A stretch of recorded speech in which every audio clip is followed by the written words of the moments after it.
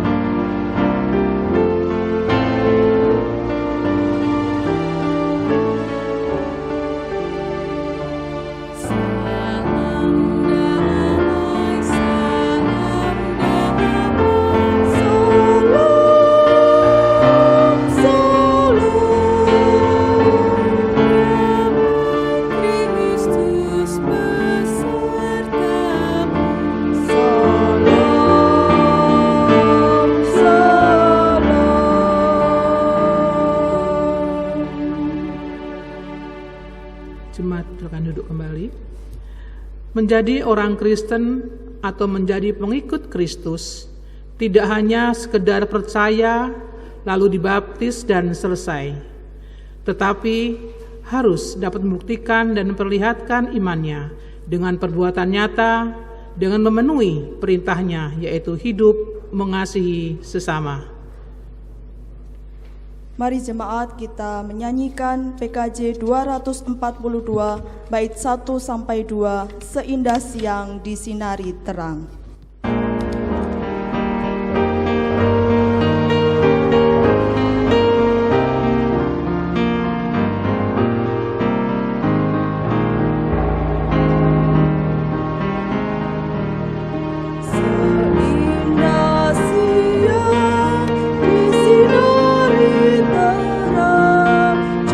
Tuhan mengasihiku.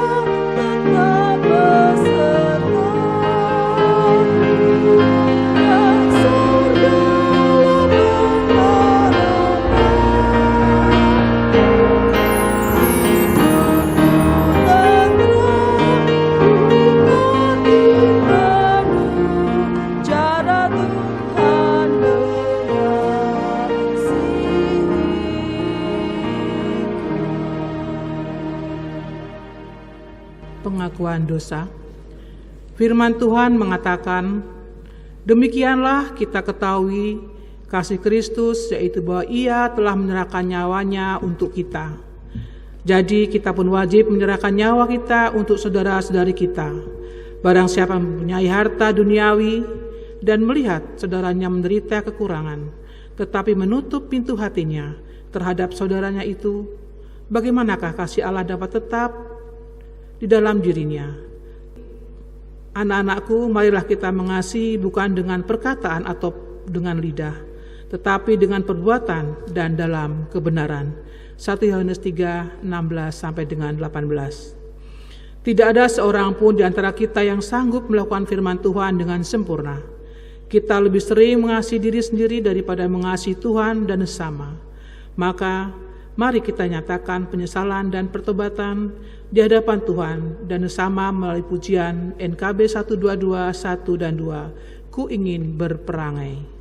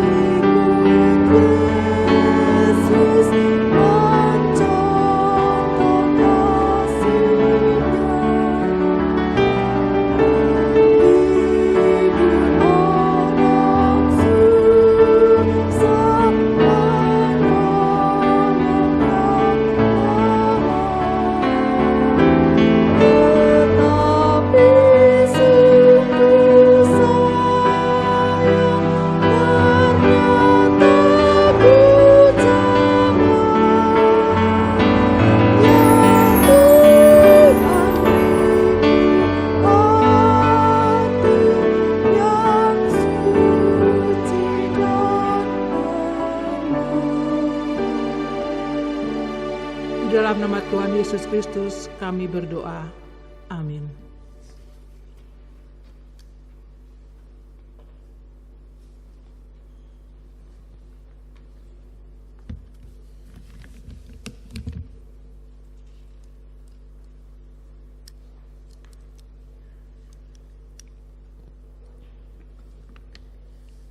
Jemaat kami undang untuk bangkit berdiri.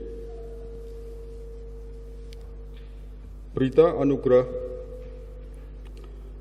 kepada setiap orang yang dengan sungguh-sungguh datang ke hadapannya, mengakui setiap dosa dan mau bertobat, diberitakan anugerah Tuhan seperti yang dinyatakan dalam Ibrani 5, 8-9. Dan sekalipun ia adalah anak, ia telah belajar menjadi taat dari apa yang dideritanya.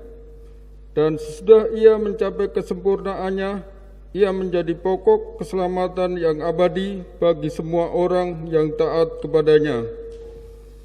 Demikian berita anugerah dari Tuhan. Terpujilah Tuhan yang baik kepada kita semua. Syukur kepada Allah. Dengan tetap berdiri, mari kita menyanyikan lagu Kuasa-Mu Terlebih Besar.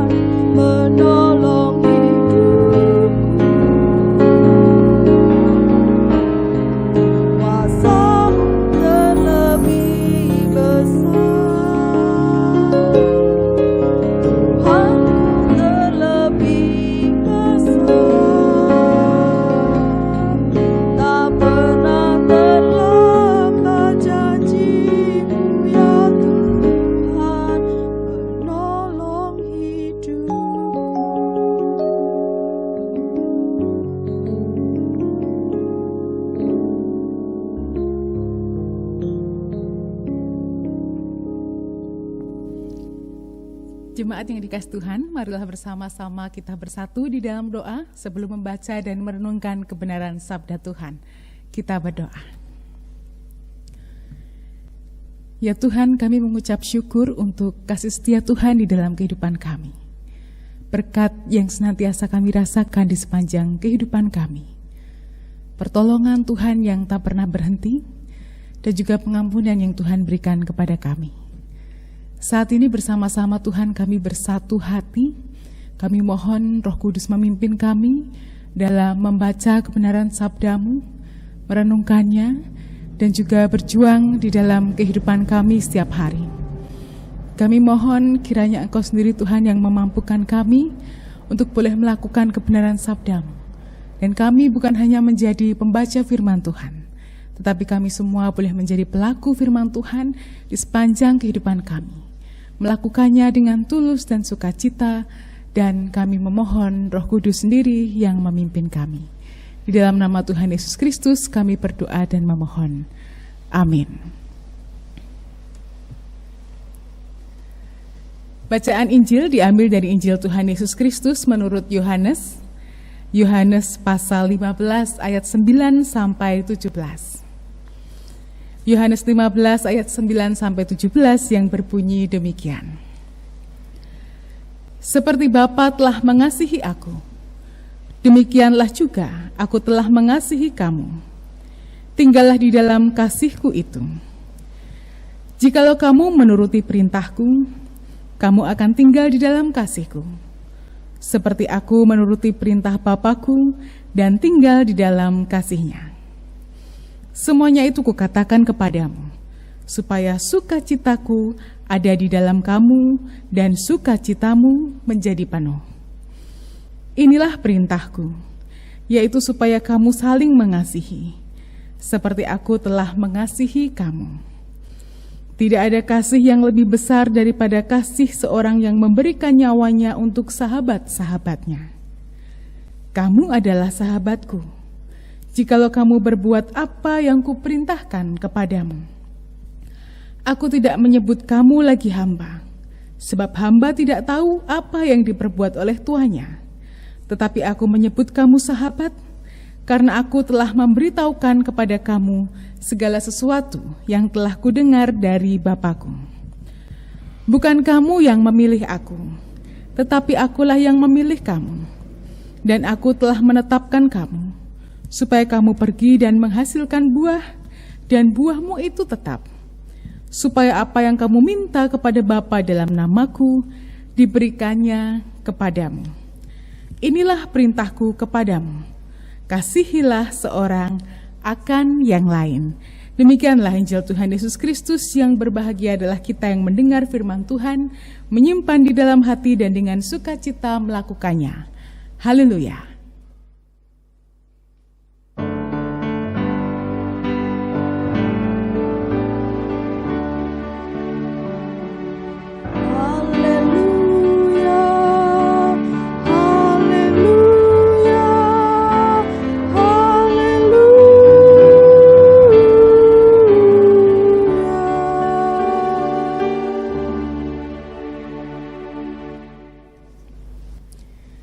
Jemaat yang dikasihi Tuhan, kita bersyukur karena saat ini kita boleh beribadah bersama-sama, walaupun melalui ibadah online, tetapi kita yakini bahwa Tuhan hadir, Tuhan melawat kita dimanapun kita berada, dan ruang tidak menjadi batasan untuk kita boleh bersatu hati, untuk kita boleh bersama-sama memuliakan Tuhan. Jemaat yang dikasihi Tuhan, kita tahu bahwa kekristenan dikenal orang dengan dua gagasan yang penting. Ada dua hal yang sangat penting yang dikenal orang dalam kekristenan. Yang pertama adalah keselamatan. Dan yang kedua adalah kasih. Setuju ya Bapak Ibu saudara-saudari bahwa keselamatan dan kasih itu menjadi gagasan yang paling penting. Hal yang dikenal banyak orang karena itu menjadi ciri utama dari kekristenan, adanya keselamatan dan adanya kasih. Kita menjunjung, kita mengakui Allah sebagai Sang Penyelamat. Kita mengakui Allah sebagai Sang Sumber Kasih, Sang Maha Kasih, yang akhirnya memanggil kita, manusia yang berdosa, sehingga boleh lepas dari belenggu dosa dan juga ikut ambil bagian di dalam karya kasih Tuhan. Kalau kita berbicara tentang keselamatan, kita tahu betul bahwa keselamatan anugerah dari Tuhan, bahwa sesuatu yang diberikan cuma-cuma kepada Tuhan karena kasih Tuhan yang begitu besar.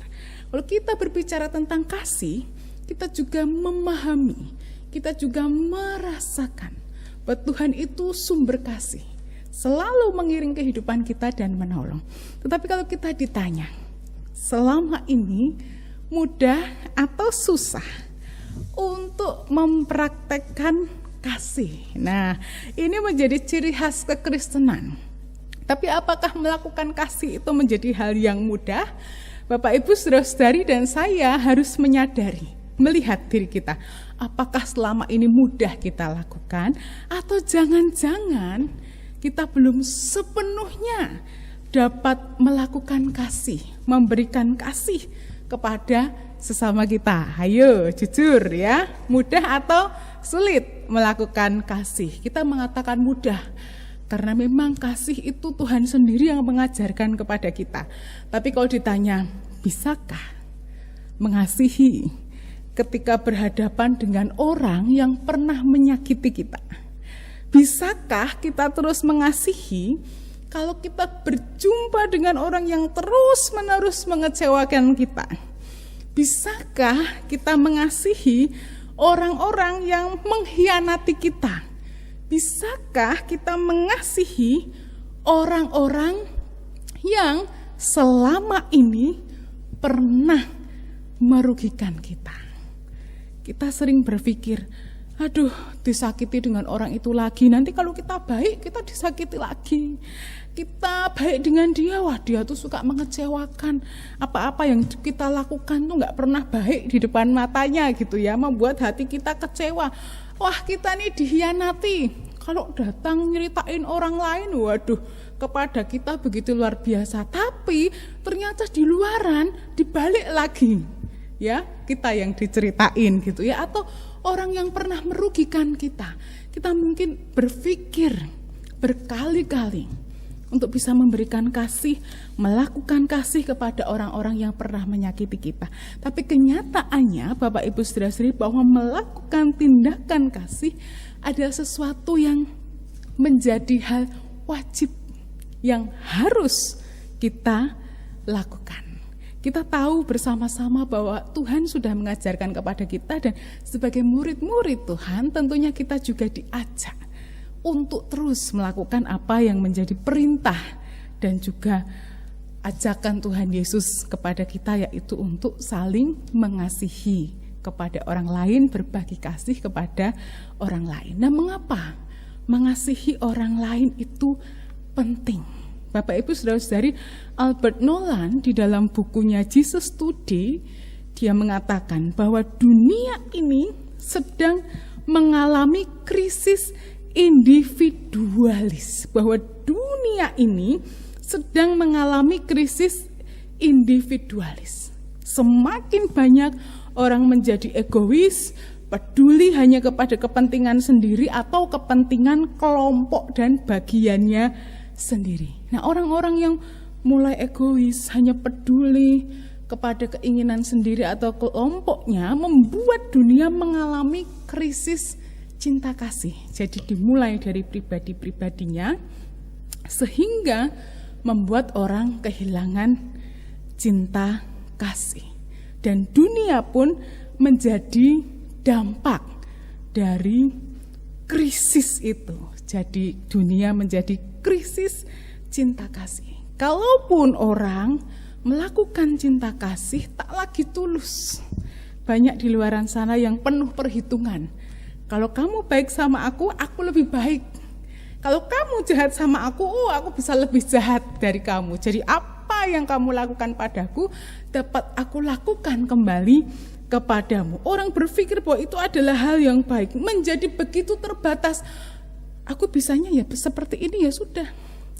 Wong masalahku aja belum mampu kok, aku aja banyak masalah, nggak mungkin aku bisa mengasihi orang lain begitu ya. Atau menjadi terkotak-kotak, itu agamanya nggak sama kita. Kita domba, itu kambing gitu ya. Atau sukunya lain, tempatnya lain gitu ya. Kemudian orang banyak berpikir dan membuat orang-orang tidak menjadi tulus dalam melakukan cinta kasih. Banyak orang yang membalas dendam dengan dendam. Semakin banyak orang yang terluka, dan ini membuat dunia semakin kacau kalau isinya hanya orang-orang yang isinya konflik, perpecahan, dan juga kemarahan di mana-mana.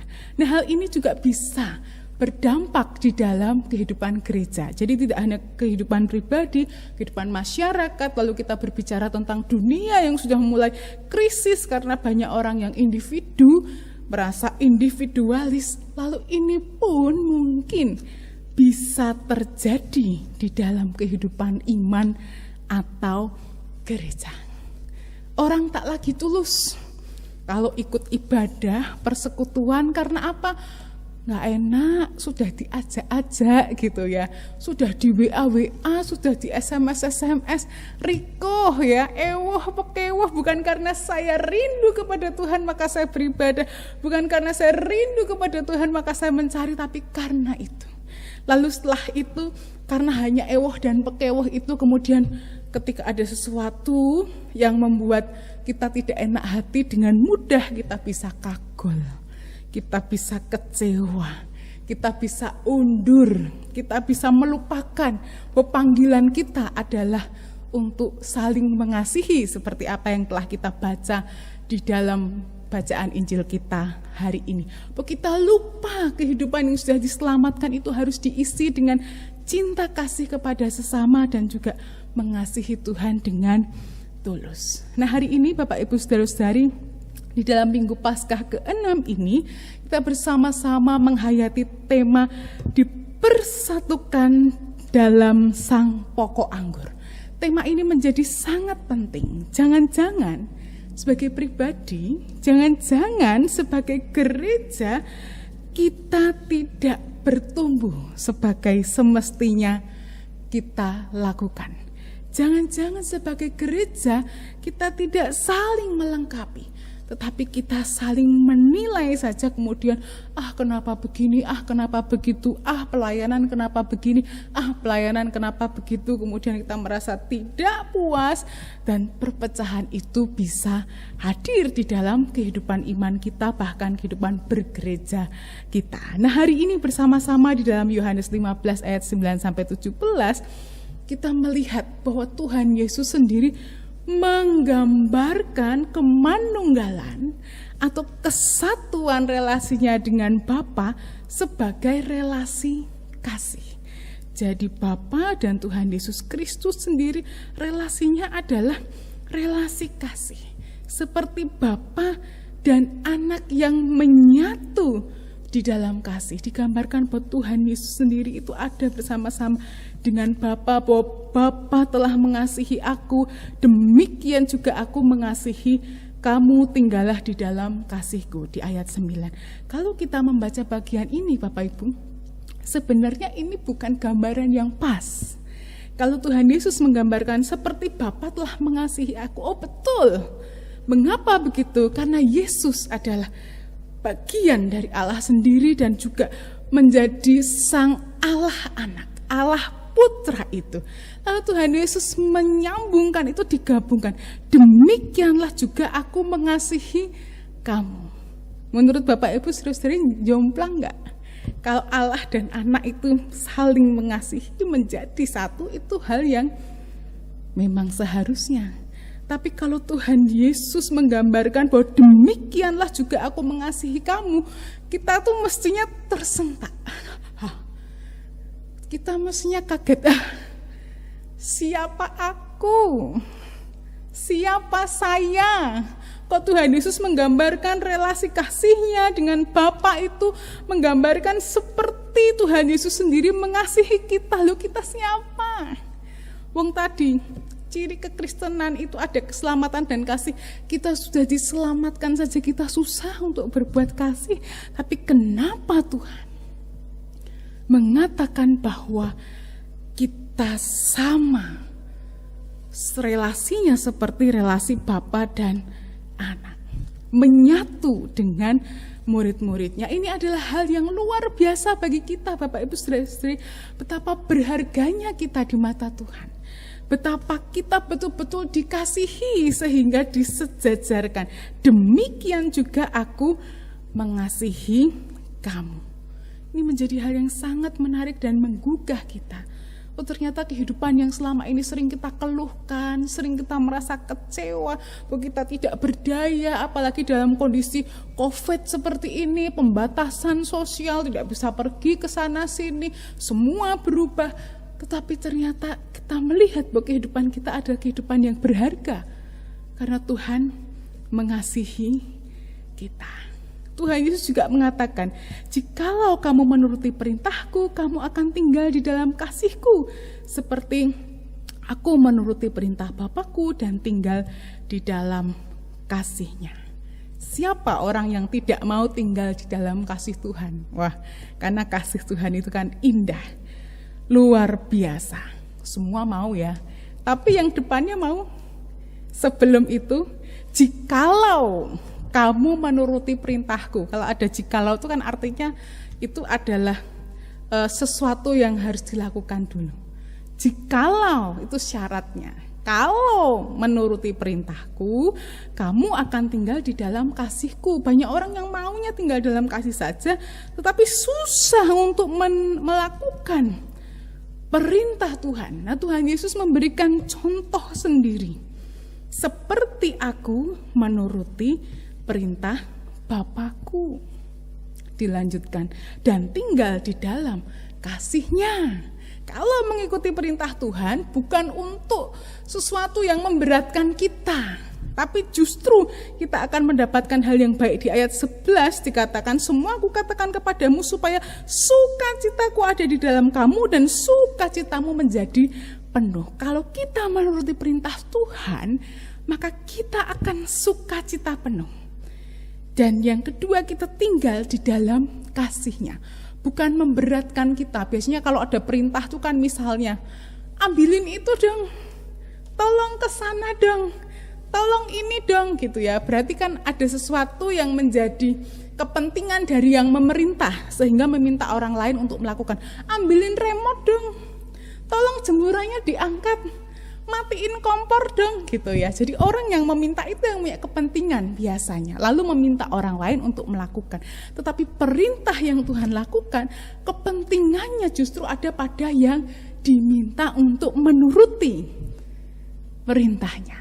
Karena justru yang akan untung, yang akan mendapatkan sesuatu yang besar, itu adalah kita sendiri. Bukan sesuatu hal yang buruk, tetapi kebaikan belakalah yang akan kita dapatkan.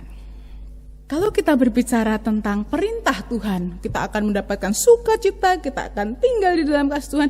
Lalu apa perintah Tuhan yang harus kita turuti? Lalu apa hal yang penting yang harus kita lakukan menurut apa yang Tuhan Yesus katakan? Jadi Tuhan Yesus mengatakan, inilah perintahku, yaitu supaya kamu saling mengasihi seperti aku telah mengasihi kamu. Saling jadi bersama-sama, klop, menyatu. Kalau cuma A saja mengasihi, B tidak, ya tidak ketemu. B mengasihi, A tidak, ya tidak ketemu. C mengasihi, A, B tidak, ya.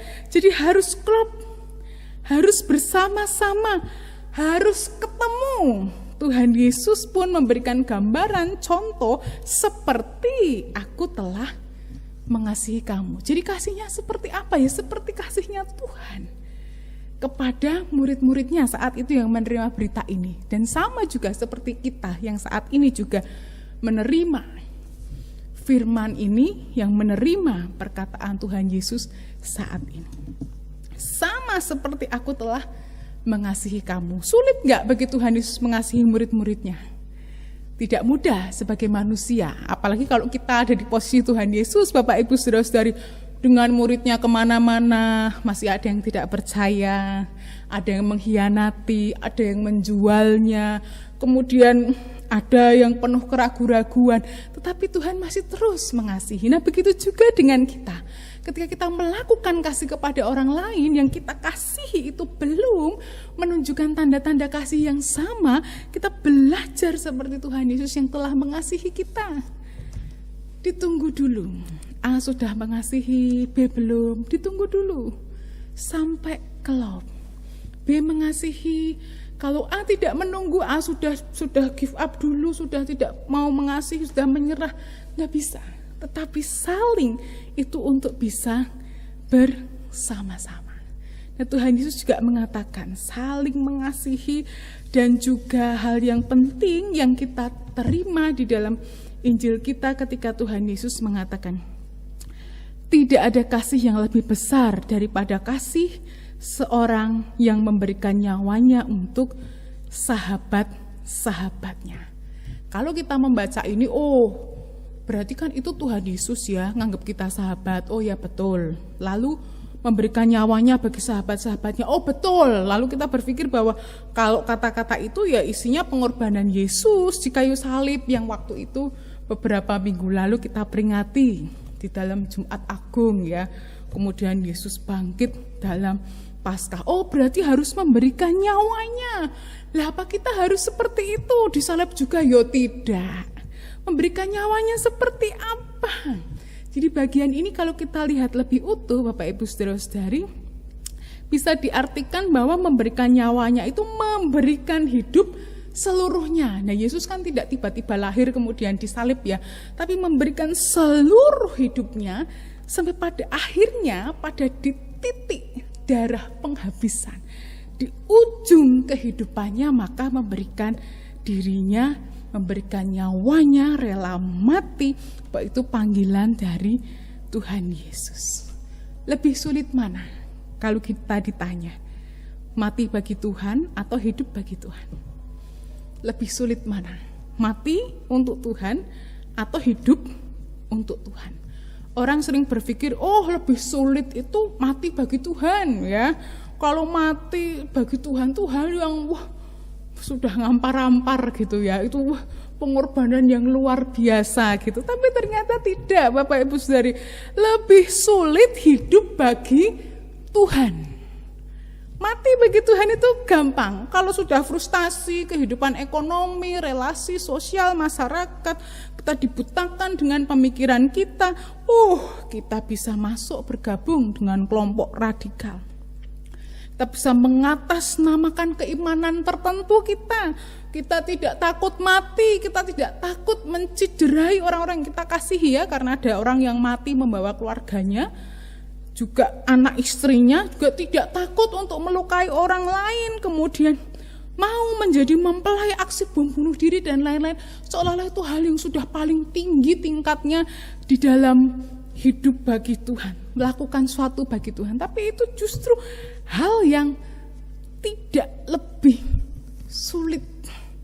Jadi lebih sulit adalah berjuang memberikan kehidupan atau memberikan nyawa kita sepenuhnya bagi Tuhan dan bagi sesama. Mati itu gampang, tapi bagaimana kita berjuang dalam keadaan yang sulit seperti ini? Lalu Tuhan memanggil-manggil kita, ayo melakukan pelayanan. Gak bisa. Tuhan mengatakan, ayo salurkan bantuan kasih. Ekonomi sedang seperti ini. Ayo bantu doa, dukung saudara-saudara kita. Masalahku sendiri aja belum selesai. Nah, itu yang seharusnya kita perhatikan. Hidup untuk Tuhan itu lebih sulit. Tetapi justru itu yang harus kita lakukan. Melakukan kasih bagi sesama supaya kita hidup, orang lain kita hidup. Bahwa kasih itu kita hidupi dan menghidupkan juga orang lain. Ini hal yang sangat penting, Bapak Ibu Saudara-saudari. Sekali lagi saya berkali-kali mengatakan penting. Rasanya bagian yang dikatakan Tuhan Yesus di dalam bagian ini itu menjadi hal-hal yang sangat penting. Ketika di atas ayat 13 Tuhan mengatakan rela memberikan nyawanya untuk sahabat-sahabatnya, di atas tadi kita sudah tersentak karena kasih Bapa mengasihi Allah, mengasihi Yesus, Allah mengasihi Yesus sama dengan kasihnya Yesus pada manusia. Sekarang Tuhan Yesus menggambarkan bahwa sahabat rela memberikan nyawanya bagi sahabatnya. Lalu ayat 14 dikatakan, kamu adalah sahabatku. Rasanya apa enggak terenyuh banget, apa enggak lemes dedes kita tuh sebenarnya kalau membaca itu ya, mendengar itu. Yesus nganggep kita sahabat, sudah tidak menyebut lagi hamba, karena Tuhan mengatakan yang hamba kan tidak tahu apa-apa yang dilakukan oleh tuanya, tetapi Tuhan mengatakan kita sahabat karena apa? Segala sesuatu sudah diberitahukan. Apa yang Tuhan Yesus dengar dari Bapa diberitahukan kepada kita. Tapi kembali lagi diingatkan di situ. Jikalau kamu berbuat apa yang kuperintahkan kepadamu, balik lagi ya, ada perintah yang harus dilakukan.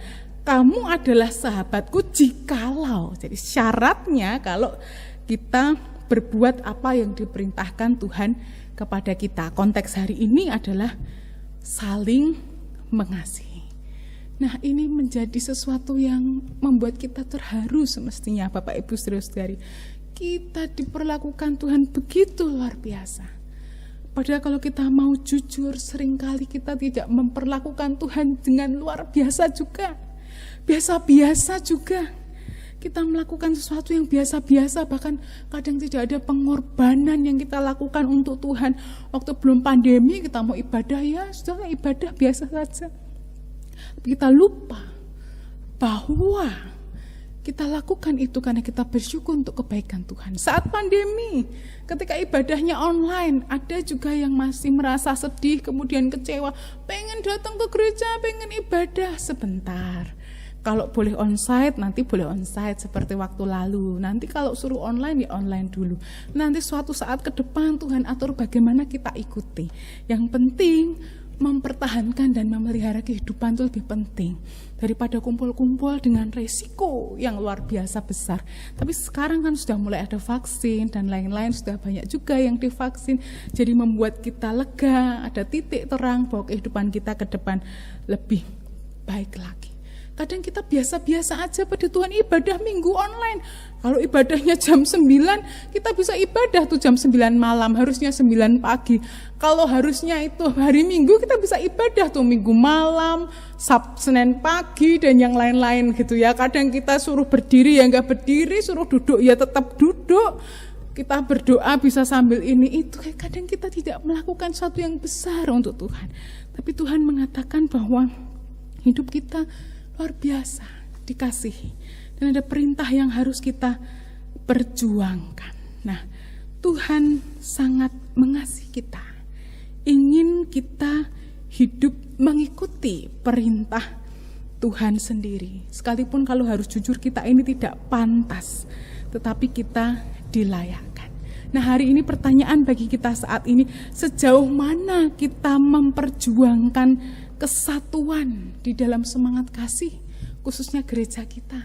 Masihkah terus kita setia di dalam kehidupan doa kita, saling mendoakan satu sama lain? Masihkah kita tetap memperhatikan, tidak bisa berjumpa ya, bisa video call, bisa telepon, bisa sapa-sapa dan yang lain-lain? Masihkah kesatuan itu masih kita perjuangkan dengan semangat yang tulus? Atau jangan-jangan sebagai gereja yang seharusnya dipersatukan dalam sang pokok anggur, justru masih ada kekecewaan, kagol, sakit hati, dendam, amarah kepada sesama kita. Mari Bapak Ibu Saudara-saudari dan saya menilik diri kita. Jangan sampai hal-hal yang penuh kekecewaan, kagol, sakit hati, dendam, amarah menetap terlalu lama di dalam kehidupan kita. Kecewa itu boleh. Ada sesuatu dalam hati kita juga, itu menjadi hal yang alami. Tetapi kita boleh mengalahkan itu dengan kasih. Karena Tuhan mengatakan kita berharga di matanya. Dan kita sahabat-sahabatnya yang juga Tuhan berikan sukacita jikalau kita saling mengasihi. Kita bersama-sama saling mengasihi. Dan Yohanes 15 ayat 16, Tuhan Yesus mengatakan, bukan kamu yang memilih aku, tetapi akulah yang memilih kamu. Dan aku telah menetapkan kamu supaya kamu pergi dan menghasilkan buah, dan buahmu itu tetap. Jadi selain mengasihi juga kita dipanggil untuk terus melakukan pelayanan, berbuah bagi Tuhan dan bagi sesama. Supaya apa yang kamu minta kepada Bapa dalam namaku diberikan kepadamu. Nah, kata supaya itu penghubung. Jadi di depan dilakukan dulu, pergi menghasilkan buah, buah tetap, lalu supaya apa yang kamu minta kepada Bapa dalam namaku diberikannya kepadamu. Dan bagian penting penutup, Tuhan mengatakan, inilah perintahku kepadamu, kasihilah seorang akan yang lain. Siap Bapak Ibu, saudara-saudari untuk saling mengasihi, apapun keadaannya, kepada siapapun, kita harus terus saling mengasihi, saling mengampuni. Karena untuk itulah kita dipanggil, dan kalau kita bisa melakukan perintah itu, maka ada buah-buah yang indah yang Tuhan sediakan bagi kita. Ada sukacita, dan kita boleh hidup di dalam Tuhan dengan kebahagiaan. Amin. Tuhan mengasihi kita.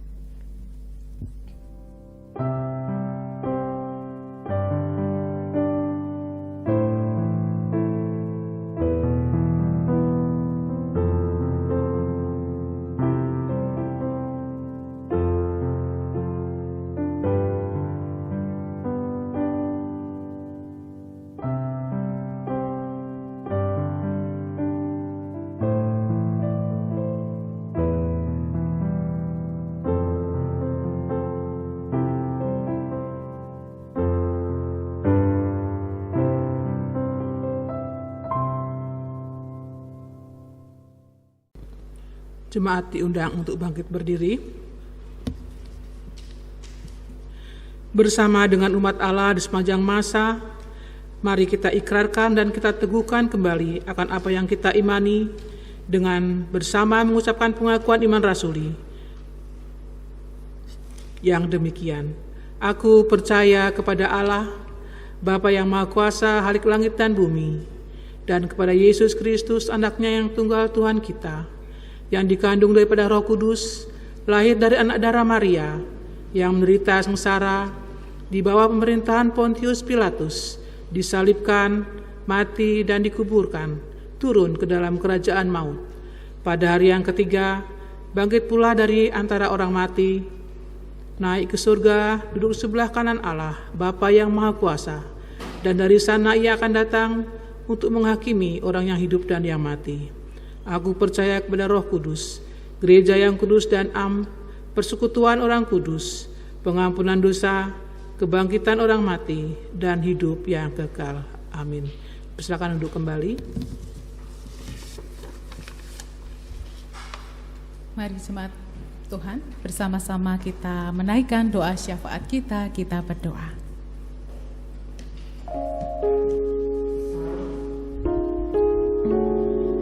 Ya Tuhan, kami mengucap syukur untuk kebaikan Tuhan di dalam kehidupan kami. Kami mengucap syukur untuk kesetiaan Tuhan yang kami rasakan hari lepas hari. Kami juga bersyukur Tuhan, karena kemurahan Tuhan. Hari ini kami boleh bersama-sama merenungkan kebenaran sabda-Mu. Kami mohon Roh Kudus sendiri yang memberikan kekuatan bagi kami, sehingga kami boleh melakukannya di dalam kehidupan kami. Khususnya hari ini Tuhan, ketika Tuhan memerintahkan kami untuk saling mengasihi, biarlah kami boleh mewujud nyatakan di dalam kehidupan kami. Sekalipun itu sulit, sekalipun penuh dengan tantangan, karena harus berjumpa dengan situasi-situasi ataupun pribadi-pribadi yang mungkin pernah mengecewakan kami. Tapi kami yakin dan percaya Tuhan Engkau baik, menguatkan kami, sehingga kami boleh menjadi pelaku firman-Mu untuk boleh saling mengasihi. Kami mengucap syukur untuk kebaikan Tuhan bagi kehidupan kami, khususnya bagi gereja kami GKI Prambanan, dan juga seluruh gereja yang ada di dunia. Kau Tuhan Kepala Gereja yang setia kepada kami, tak pernah meninggalkan kami. Apa yang menjadi keperluan dan kebutuhan kami sebagai gereja, Engkau mencukupkan. Bahkan pelayanan kami yang penuh dengan keterbatasan, Engkau Tuhan yang memampukan kami dan menguatkan untuk dapat melakukan bagian kami sesuai dengan apa yang Tuhan kehendaki kami lakukan dalam pelayanan. Kami juga berdoa untuk Jemaat GKI Prambanan, biar Tuhan terus memberikan kerinduan, Tuhan terus berikan iman yang bertumbuh di tengah situasi yang masih kami jalani di dalam pandemi ini. Kami yakin dan percaya akan pemeliharaan Tuhan, akan berkat Tuhan, akan penyertaan dan pertolongan Tuhan. Kami ingin berdoa Tuhan, apabila masa-masa ini menjadi masa-masa yang penting, ketika kami semua akan memasuki masa libur panjang di hari raya Lebaran Tuhan, bila kami semua boleh tetap setia melakukan apa yang menjadi himbauan pemerintah untuk boleh menerapkan protokol kesehatan dengan sungguh, membatasi mobilitas supaya tidak semakin banyak orang-orang yang terkena COVID-19 ini.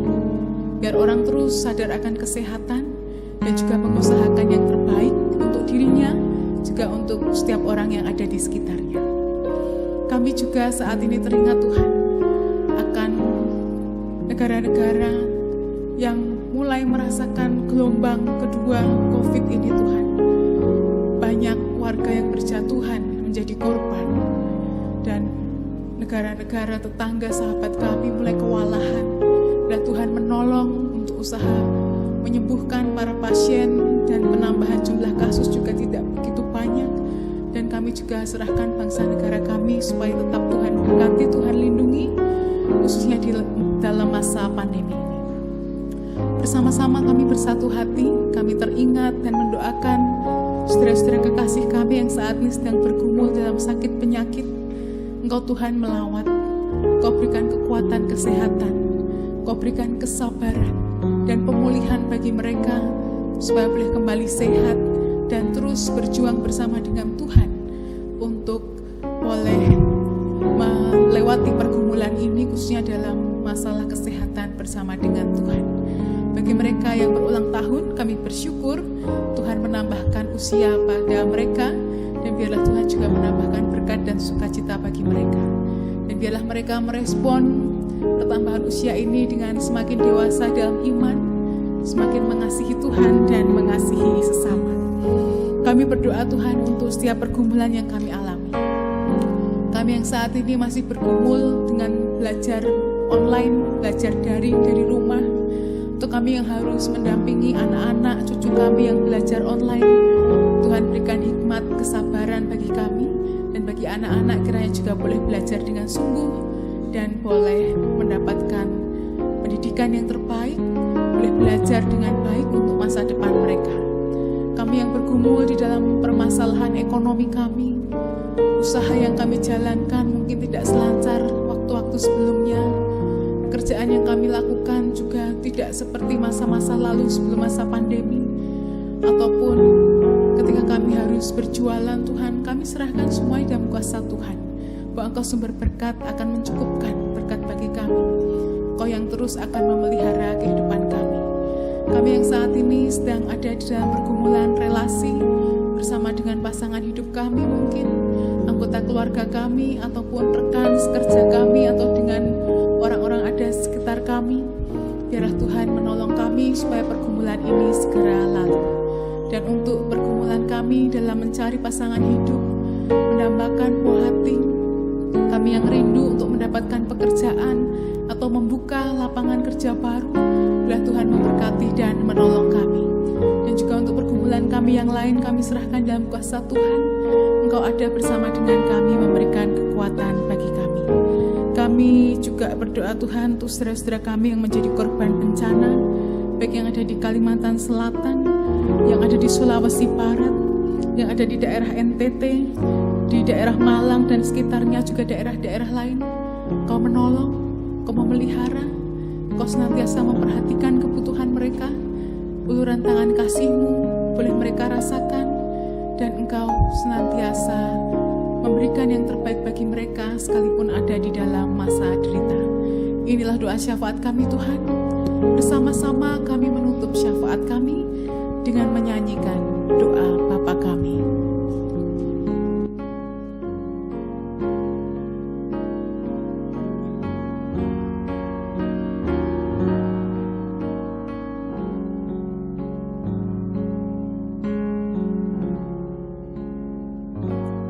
Bapa kami yang ada di surga, dikuduskanlah namamu, datanglah kerajaanmu, jadilah kehendakmu di bumi seperti di surga. Beri kami hari ini makanan yang secukupnya, ampuni salah kami seperti kami ampuni yang bersalah pada kami.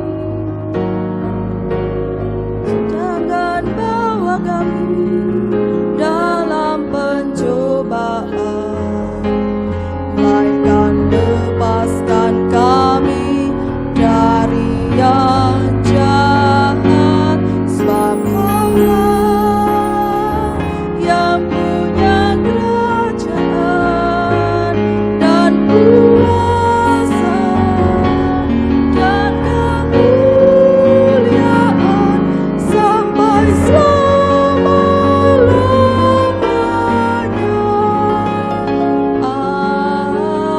Amin.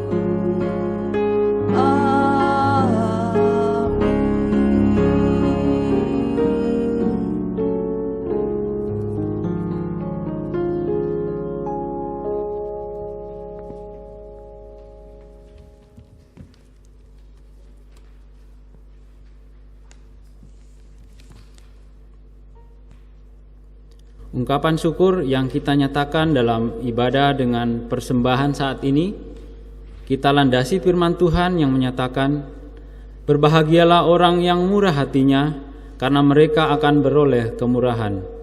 Matius 5 ayat 7.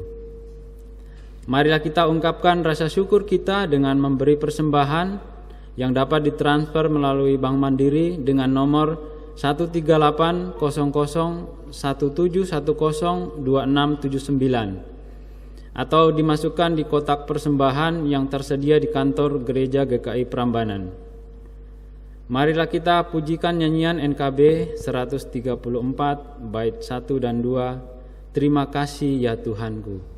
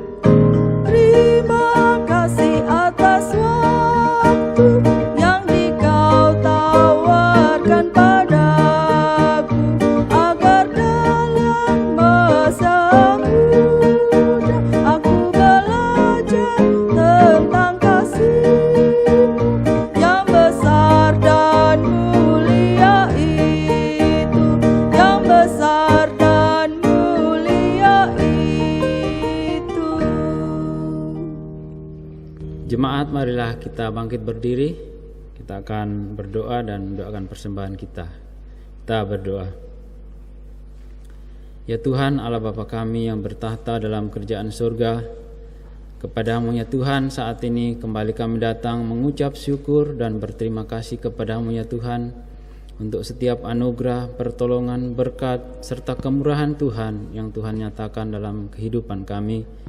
Kami juga mengucap syukur saat ini Tuhan berikan kami kesempatan untuk memberikan persembahan sebagai tanda syukur kami kepadamu. Kiranya Tuhan memberkati persembahan ini, sehingga persembahan ini boleh dipakai sebagai pelayanan serta kesaksian GKI Prambanan. Terima kasih ya Tuhan atas berkat-berkat yang sungguh luar biasa yang kami alami dalam kehidupan kami. Walaupun di masa sulit, di masa pandemi saat ini, Tuhan melimpahkan berkat-berkat melalui usaha dan pekerjaan kami, melalui doa-doa serta harapan kami. Tuhan limpahkan berkat.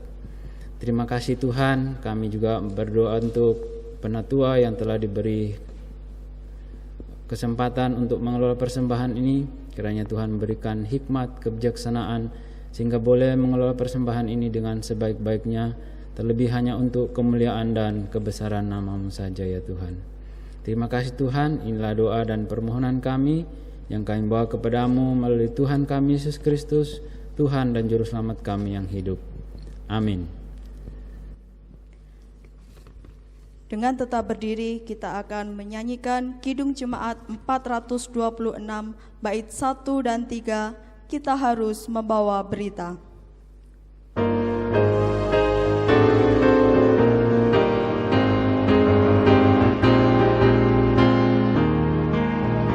Kita harus membawa berita pada dunia dalam gelap tentang kebenaran dan kasih dan damai yang menetap, dan damai yang menetap.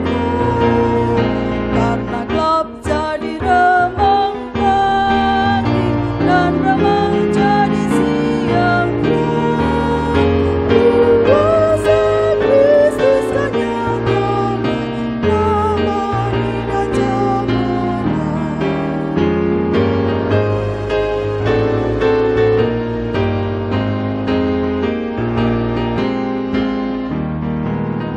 Kita harus membawa berita Allah itu kasih belas, diberikan putra tunggalnya supaya kita lepas, supaya kita lepas.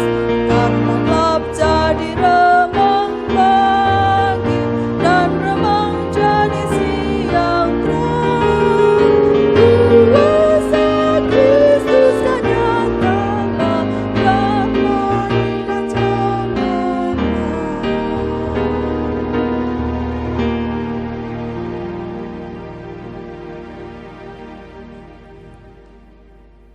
Jemaat Tuhan, arahkanlah hatimu kepada Tuhan. Kami mengarahkan hati kami kepada Tuhan. Tinggallah dalam kasih Tuhan agar dapat hidup saling mengasihi. Kami akan melakukan perintah-Nya sebagai wujud hidup yang dipersatukan dalam iman dan kasih. Terpujilah Allah Bapa dan Anak dan Roh Kudus, yang tidak pernah memisahkan kami dari kasih-Nya sekarang sampai selama-lamanya. dan kini terimalah berkat Tuhan. Tuhan memberkati engkau dan melindungi engkau. Tuhan menyinari engkau dengan wajah-Nya dan memberi engkau kasih karunia. Tuhan menghadapkan wajah-Nya kepadamu dan memberi engkau damai sejahtera. Haleluya.